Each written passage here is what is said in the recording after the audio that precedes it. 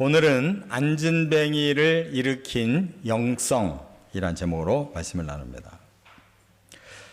세계적으로 아주 유명한 외과 의사이자 산부인과 의사였던 하워드 켈리라고 하는 분이 있는데, 이분이 존 홉킨스 병원, 이제 나중에 대학이 됐잖아요.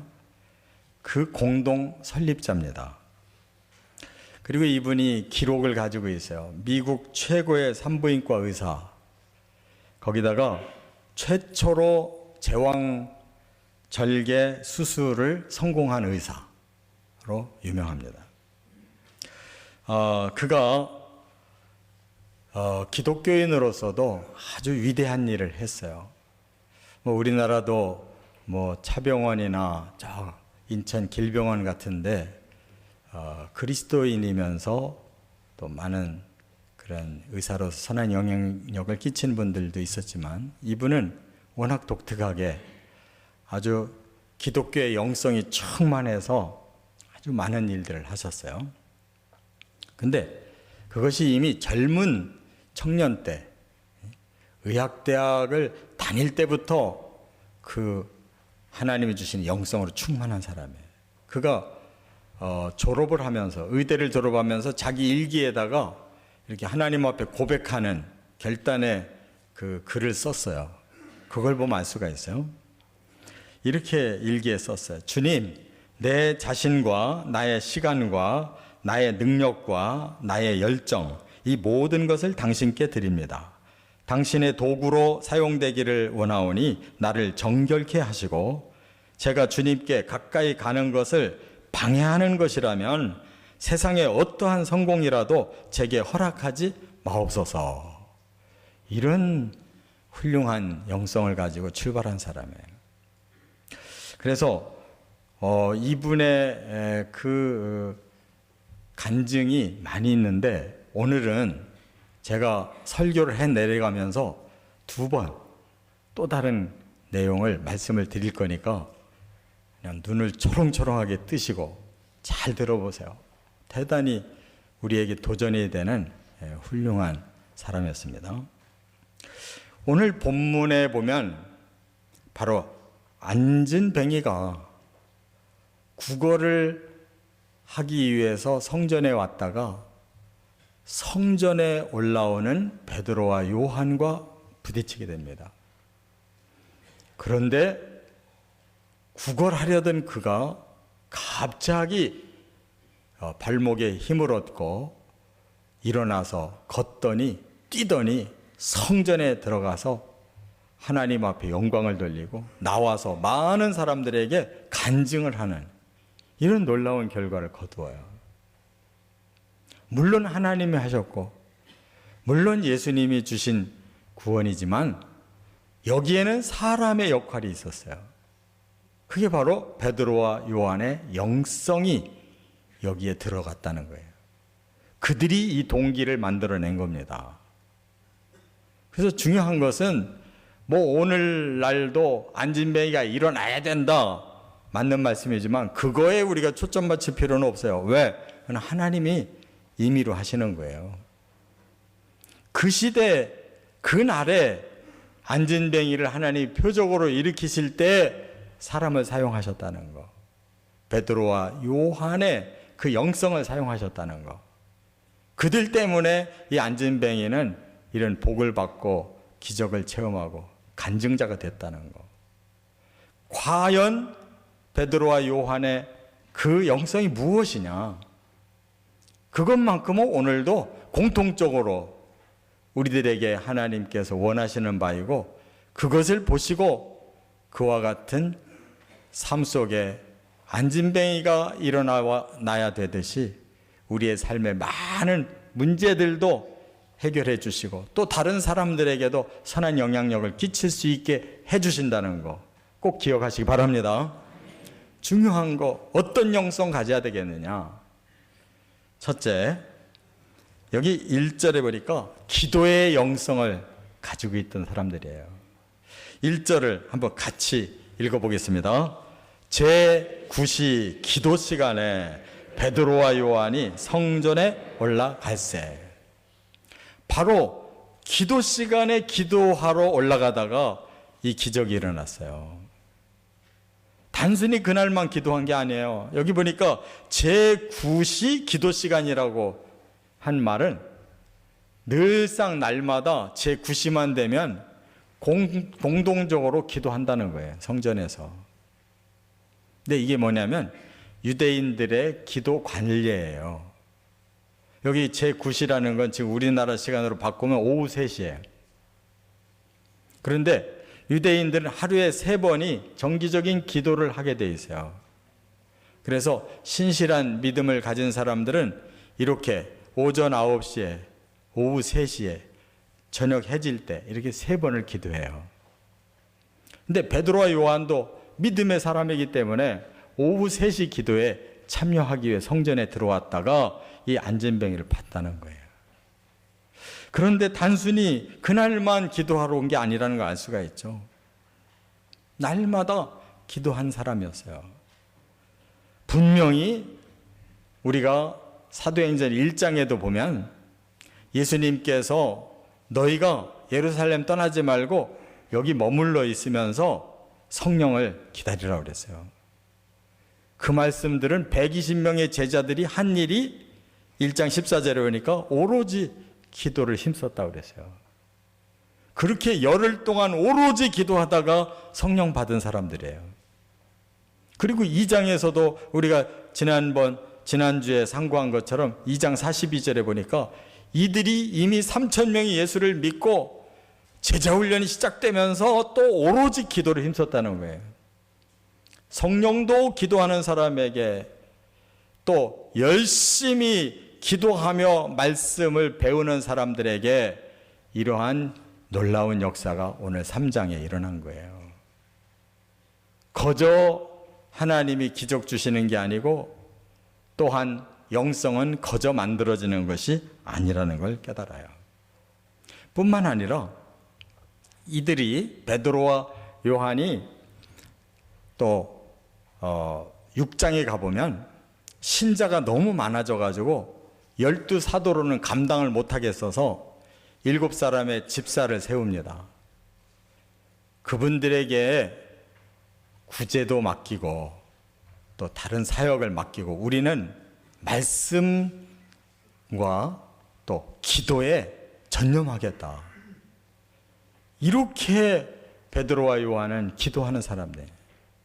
뿐만 아니라 8장에 가니까 이제 복음이 사마리아까지 퍼져가지고 빌립 집사가 사마리아를 전도했는데 많은 사람이 예수를 믿게 된 거예요. 그 소식이 예루살렘에 들려가지고 대표로 베드로와 요한이 사마리아에 가가지고 이미 예수를 믿지만 그들이 아직 받지 못한 게 성령이었어요.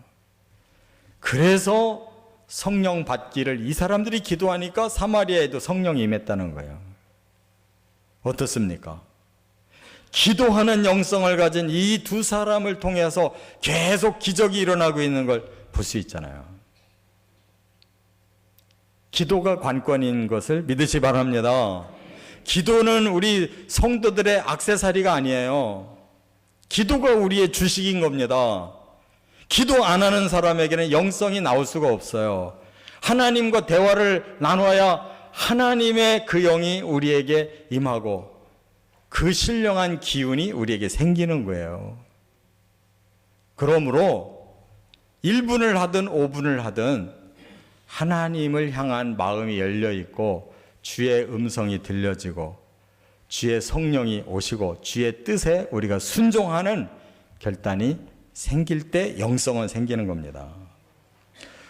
이와 같이 오늘날의 부흥도 마찬가지예요. 부흥이 있는 곳에 기도하는 사람들이 있고 기도하는 곳에 성령이 임했고 성령이 임하는 곳에 갖가지의 간증적인 역사가 일어난 거지 기도 없이 이루어진 게 없어요. 오늘 우리는 정말 하나님의 뜻을 찾기 위해서도 기도하거니와 하나님의 능력을 힘입고 살기 위해 기도하시고 또 이렇게 선한 영향력을 끼칠 수 있는 기회를 하나님이 주시기를 원합니다. 두 번째, 2절부터 5절에 이 사람들의 또 하나의 영성이 발견되는데 바로 사랑의 영성을 가지고 있었다는 거. 이게 너무너무 중요한 거예요. 여기 3절과 4절을 한번 같이 읽겠습니다. 그가 베드로와 요한이 성전에 들어가려 함을 보고 구걸하거늘 베드로가 요한과 더불어 주목하여 이르되 우리를 보라 하니. 여러분, 베드로와 요한이 기도하러 올라가다가 한 사람 만났는데 그 사람은 구걸하려고 성전 저 현관문 앞에 한쪽에 앉아서 계속 좀 도와주십시오 하고 손 벌리고 있는 사람이었어요. 뭐 그날만 온 게 아닙니다. 이 사람은 태어나면서부터 안진뱅이였기 때문에 어떤 직업을 가질 수가 없어요. 그래도 이 사람 나름대로는 많이 연구한 거예요. 자기도 하나님 믿고 그래도 하나님 믿는 사람들이 그래도 도움을 줄 수가 있다고 생각한 사람이에요. 그래서 시장 바닥에 가서 구걸 안 하고 교회 앞에 나와서 구걸했어요. 믿음 있는 사람 아니에요? 이것이 통한 거예요. 사도 베드로와 요한이 성전으로 올라가다가 그 사람을 봤을 때 갑자기 주목을 했다는 거예요. 두 사람의 마음이 같이 통했어요. 사실은 세 사람이 통한 거죠. 이미 그 사람, 그 안진뱅이의 모습을 보면서 통하는 것이 있었다는 거예요. 베드로와 요한은 우리가 기도를 하러 가지만 근본적으로 우리는 사도들로서 사람들을 구원하는 사람이고 도와주는 사람들인데 바로 이 현장에 그런 사람이 있다는 거예요. 다른 사람 같으면 몇 푼 던져주고 그냥 지나가면 끝인데 베드로와 요한 사도는 영혼을 살리는 사람이고 다른 사람을 도와주는 사람이었기 때문에 그 사랑의 영성이 거기서 나온 거예요.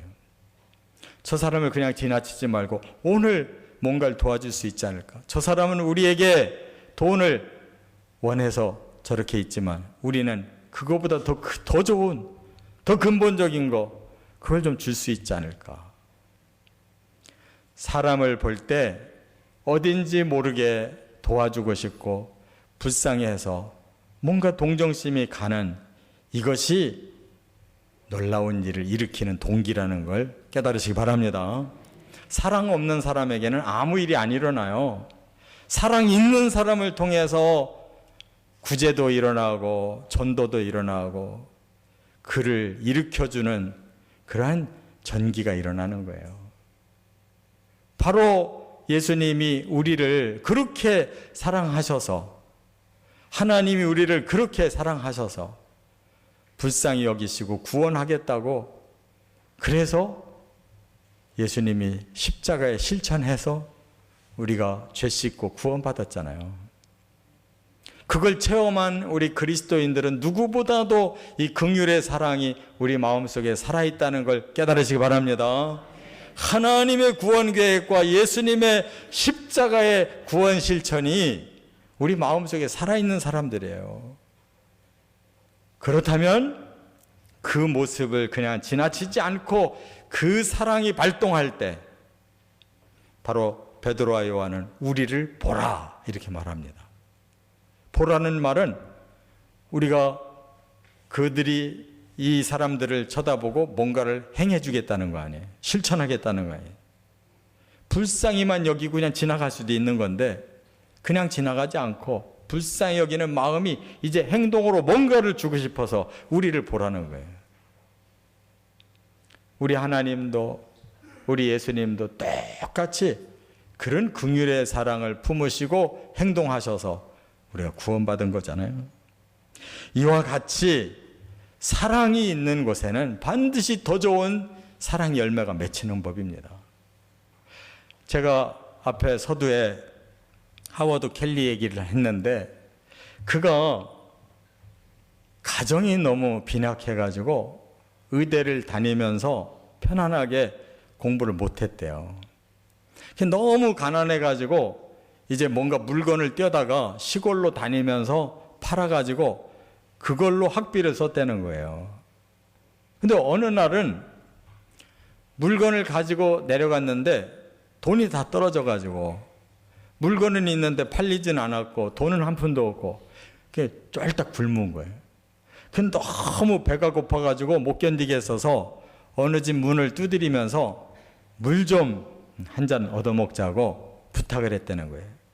근데 마침 그 집에 처녀가 나와가지고 이 행색을 보니까 너무 초라하고 불쌍한 생각이 들은 거예요.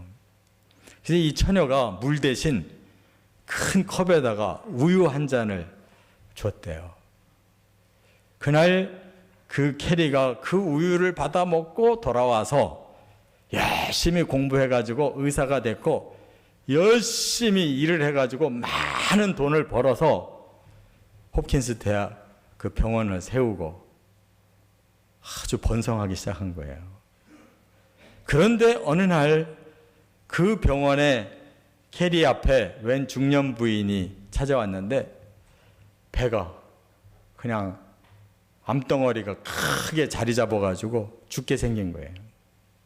굉장히 위험한 수술이었다는 거예요. 그래서 이 캐리가 온 정성을 다 쏟아서 이 여자를 수술하고 살려내고 퇴원까지 시키게 된 거예요. 이 여자분이 돈을 치르려고 갔더니 당신은 이미 돈 다 치렀습니다. 그러더라는 거예요. 그리고 거기에 쪽지 하나가 딱 써 있더래요. 읽어보니까 이렇게 쓰여져 있더라는 거예요.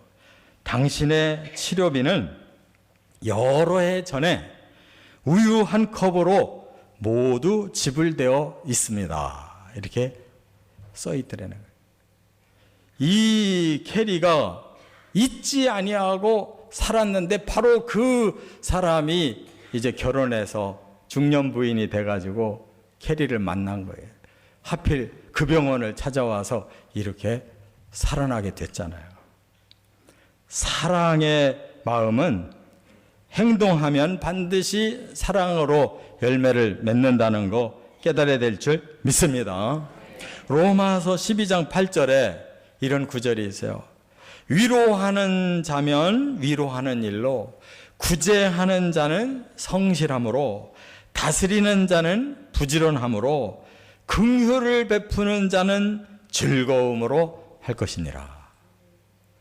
여러분, 우리가 불쌍한 생각이 저절로 일어났지 않습니까? 그렇다면 기꺼이 즐겁게 그들에게 베풀으라는 거예요.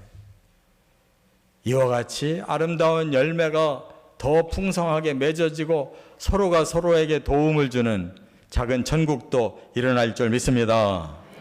세 번째는 6절부터 10절까지 보면 이들이 결정적인 영성이 있었어요. 그게 바로 믿음의 영성이에요. 기적은 이 믿음 때문에 일어난 거예요. 6절을 먼저 한번 다 같이 읽겠습니다. 베드로가 이르되 은과 금은 내게 없거니와 내게 있는 것을 내게 주노니 나사렛 예수 그리스도의 이름으로 일어나 걸으라 하고. 이 베드로와 요한이 돈이 없었나 봐요. 나는 당신에게 줄 돈이 없습니다. 그러나 우리가 당신에게 줄 게 있습니다. 바로 우리가 믿고 구원받고 이처럼 복되게 살고 있는 그 구주 나사렛 예수 그리스도의 이름을 당신에게 드립니다. 믿고 내가 잡아 이끌 때 일어나십시오. 믿음으로 일어나십시오. 이렇게 말을 했는데 이 안진뱅이가 그 자리에서 발목에 힘이 생기더니 일어나지더니 조금 있으니까 걷더니 조금 있으니까 뛰어다니더니 조금 있으니까 믿는 사람이니까 하나님 성전에 처음으로 들어가서 찬양하는 거예요. 그리고 많은 사람들이 몰려와서 이 사람 조금 전까지만 해도 안진뱅이로 구걸하던 사람 당신은 어떻게 된 거야? 바로 저 사람들이 나를 이렇게 치료했습니다. 간증까지 한 거예요. 이 놀라운 역사가 어디서부터 출발했느냐? 베드로와 요한의 믿음에서 출발한 거예요. 자기들이 이미 구원받은 그 체험을 가지고 나사렛 예수 그리스도가 우리의 영도 혼도 몸도 치료하시고 구원하실 구주시라고 그들이 간증했을 때 그 예수 그리스도의 이름을 받아들인 이 사람에게도 그런 놀라운 기적이 일어난 줄 믿으시기 바랍니다. 구원은 예수님이 시켜주셨지만 구원을 시키기까지 우리의 믿음이 발동해야 되는 거예요. 우리의 믿음만큼 그 역사가 일어나고 다른 사람도 구원받고 치료되는 이런 놀라운 열매가 생겼다는 거예요. 이 내용이 4장까지 넘어가요. 그래서 4장 9절에 베드로가 이런 설교를 두 번째 합니다. 만일 병인에게 행한 착한 일에 대하여 9절에 이 사람이 어떻게 구원을 얻었느냐고 오늘 우리에게 질문하면 너희와 모든 이스라엘 백성들은 알라. 너희가 십자가에 못 박고 하나님이 죽은 자 가운데서 살리신 나사렛 예수 그리스도의 이름으로 이 사람이 건강하게 되어 너희 앞에 섰느니라. 다른 이로서는 구원을 얻을 수 없나니 천하 인간의 구원을 얻을 만한 다른 이름을 우리에게 주신 일이 없음이니라. 이렇게 전도까지 할 수 있는 이런 체험, 현장이 일어난 거예요. 바로 그 믿음은 또 하나의 믿음은 구원의 역사와 체험과 간증으로 이렇게 이어졌다는 거예요. 정말 이것이 기운 아니에요? 우리가 할 수 있는 일은 바로 이거 아닙니까? 하워드 캐리가 또 하나 훌륭한 말을 했어요. 그가 이제 의대생들을 가르칠 때 어느 날 학생이 물어봤대요. 교수님은 인생의 가치관이 무엇입니까? 워낙 훌륭하게 살으니까 그분의 가치관이 뭔지를 알고 싶었던가 봐요. 그때 이 하워드 캐리가 이렇게 대답했대요. 나는 성경이 하나님의 말씀임을 믿으며 예수 그리스도가 성령에 의해 잉태된 하나님의 아들이심을 믿으며 나는 사람이 태어날 때부터 한 사람도 예외 없이 죄인이며 또 하나님이 이 세상에 오셔서 십자가에 피를 흘려주심으로써 죄인을 구원해 주셨음을 믿습니다. 내가 성경을 믿는 가장 큰 이유는 성경이 다른 인간의 책들에는 없는 방법으로 의사인 나의 영적 상태를 진단해주고 밝혀주고 있기 때문입니다. 이렇게 고백을 했다는 거예요. 그거 훌륭한 의사, 유명한 의사인데 자기 속을 진단해주는 건 성경이라는 거예요. 이런 고백을 할 수 있는 의사니까 이렇게 하나님이 귀하게 쓰시고 지금도 그 대학이 전 세계에서 가장 손꼽히는 훌륭한 대학된 줄 믿습니다. 기독교인이 그걸 그렇게 만들어낸 거예요. 그 마음에 젊었을 때부터 가지고 있는 이러한 영성이 그런 결과를 만들어낸 거예요. 여기 있는 젊은이들도 얼마든지 가능하고 우리나라에도 그런 훌륭한 의사가 얼마든지 더 많이 배출될 수 있을 줄 믿습니다. 이제 결론을 내릴게요. 하나님은 당신이 친히 기적 일으키실 수 있지만 사람을 통해 일으키십니다. 우리가 기도의 영성으로 무장되어 있다가 어떤 사람에게 사랑으로 꽂혀서 하나님 앞에 믿음을 고백하면 바로 주께서 그렇게 놀라운 일을 일으켜 주시는 거예요. 우리 모두 그런 영성으로 승리하시길 바랍니다. 이 결단을 한번 제가 찬양으로 좀 같이 불러봤으면 좋겠는데요. 능력의 이름 예수 한번 힘차게 부르고 설교를 마치겠습니다.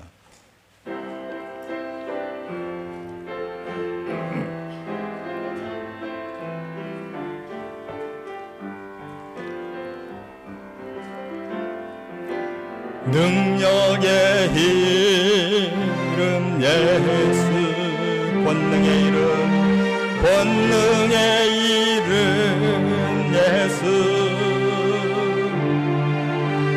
모든 강력을 파하는 예수, 생명 대신 예수, 치유의 이름 예수, 치유의 이름 예수,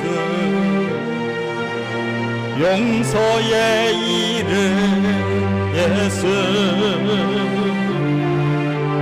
자유 주시는 그 이름 예수, 생명 대신 예수, 거룩한 이름 예수, 거룩한 이름 예수, 빛을 주는 예수, 모든 이름 위에 뛰어난 예수, 생명 되신 예수. 기도하겠습니다.